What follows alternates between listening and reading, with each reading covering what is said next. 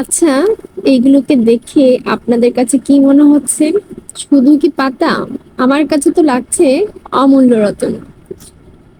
কতদিন যে এই পাতা মানে সাজনা পাতা খুঁজেছি সেটা আমি জানি। প্রায় বছরখানেক তো হবেই। হঠাৎ করেই মানে আম্মু বছরখানেক আগে বলতো যে এখন আর সাজনা পাতা পাওয়া যায় না, আর যদি আজকে কখনো দেখা হয় তাহলে যেন আমি নিয়ে আসি। আসলে মনে মনে অনেক খুঁজেছি কিন্তু কখনোই পাইনি আমার চোখের সামনে। তো সেদিন স্কুলে যেয়ে আমার এক কলিগের হাতে এই সাজনা পাতা দেখে আমি তো পুরাই মানে আমার মাথা নষ্ট হয়ে গিয়েছে, কখন আমি এই শাক কিনবো, কোথা থেকে কিনেছে সেই সোর্স জানার জন্য আমি একেবারে তার মাথা খারাপ করে দিয়েছি। তো যখন শুনলাম যে এখানে পাওয়া যায় তো আমি আর খুব বেশি দেরি করে নেই, 1 মিনিটের মধ্যেই সেখানে চলে যাই। তো আমি সেখানে যাই শুনে আমার আরেক কলিগও আমাকে অর্ডার দিয়ে দেয় যাতে আমি তার জন্য আনি। তো সেখানে যেয়ে দেখি মাত্র কয়েক আঁটি ছিল, তো আমরা 2 কলিগ মিলে ভাগাভাগি করে সেগুলো নিয়ে এসেছিলাম।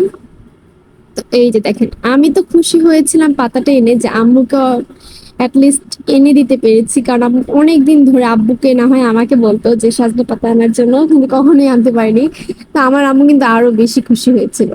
আসলে অনেক দিন ধরে আম্মু বলছিল যদি পাই তাহলে যেন আনি। আসলে চোখে তেমন করে কখনোই পড়েনি, আর এটা যেহেতু রেগুলার কোথাও পাওয়া যায় না, তো এই কারণেই আর কি আনা হয়নি।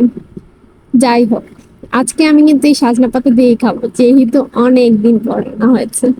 মাঝখানে গত বছর, হ্যাঁ গত বছরে ইয়ে থেকে কোত্থেকে যেন আনলাম, বৃক্ষ মেলা থেকে একটা সাজনা গাছ এনেছিলাম।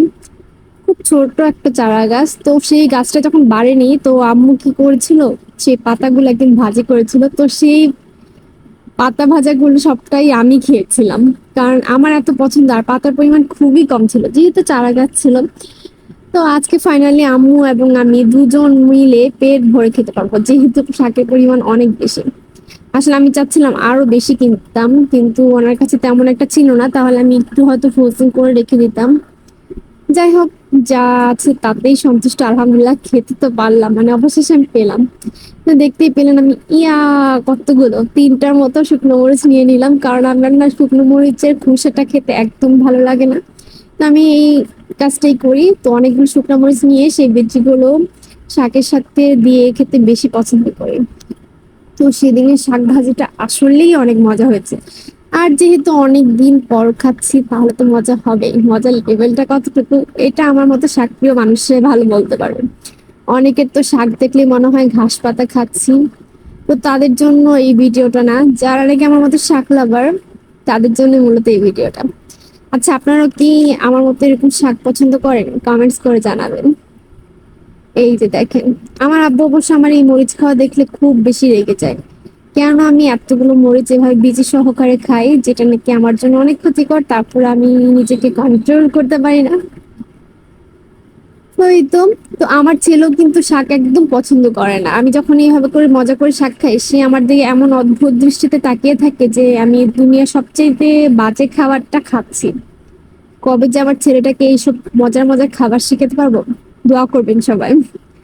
ভালো থাকবেন সবাই। আজকের ভিডিওটা এইটুকুই। পরবর্তী ভিডিও দেখার আমন্ত্রণ রইল। আল্লাহ হাফেজ।